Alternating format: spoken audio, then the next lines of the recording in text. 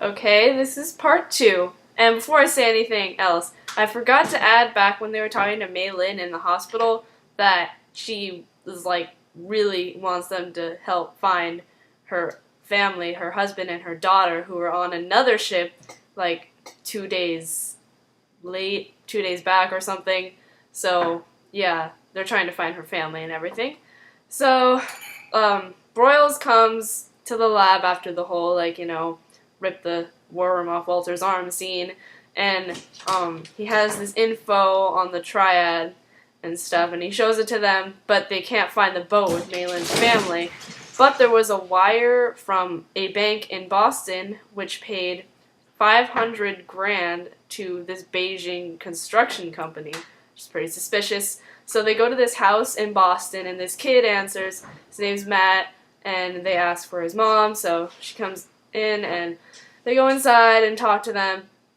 And Olivia's talking to the mother, Elizabeth, about like why she paid money to this construction company, and someone said that like there's big money in Beijing construction right now or something, so she invested like a lot of money in it. And then while Olivia's like talking to Elizabeth and like saying, oh, they may be trying to traffic illegal immigrants, then Peter's looking around the house and he notices all this weird stuff, like there's like hand sanitizer like on every table, and the windows are hermetically sealed.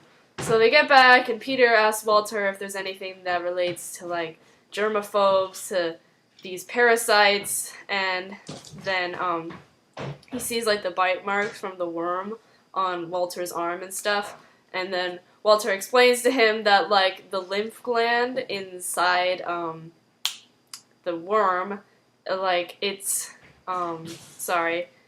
secretes an immune boosting enzyme that could be used to treat like a bunch of immune deficiency disorders. So then they think that maybe Elizabeth is sick, and that's why she has like all the hand sanitizer or whatever. So then they go to the hospital. Olivia's with Mei Lin and like showing her the photos from the dude back at FBI who killed himself, with the tattoos, and she's asking him if she recognized any of them. And she says that the man on the boat she was on had one. And then she's all worried about her family again, and then it goes to the boat that her family's on, and like the daughter's like, oh, I'm not feeling good, which really freaked me out because I thought maybe she like was gonna get the whole worm thing, but in the end she didn't. Oh, I just gave it away. Wow.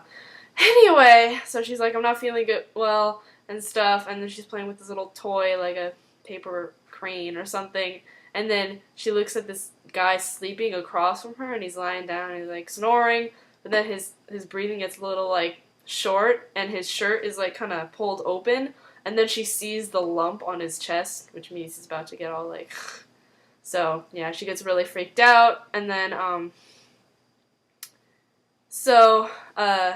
they're in the lab, and Peter is like talking about, oh, I saw like the windows are hermetically sealed and there's hand sanitizer in bulk. Oh my gosh. So then they go back to Elizabeth's house, and they're trying to talk to Matt, but he's like, I don't have to speak, so I have a lawyer with me or whatever. So then Peter starts like playing basketball with Matt to try and like get something out of him, and he's like, your mother's sick, and da-da-da, and she probably paid a lot of money to him, to these people and stuff. So then finally Matt was like, my mom's not sick, and then he pulls up his shirt and there's like this big scar on his chest, and he's like, the treatments are for me.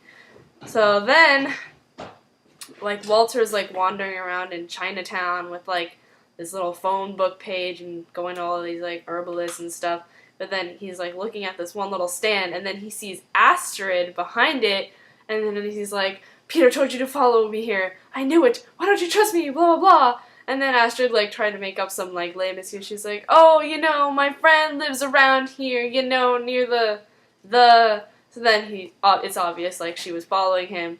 But then he kind of like forgives her, and they walk around, they go to these little herbalists and whatever, and then they purchase like these little worms, and then it shows the guy's face And it's the old Asian man. Yes, the one who was like, you know, killing people. So that's kind of freaky, but they didn't know. And while we were buying the worms, he was like, so how do these look? And she's like, well, they're better when they're in that size. And he was like, you should see them 4 feet long. And the guy looks all suspicious and stuff. And, so, yeah, I'm gonna go to part 3 now. See ya!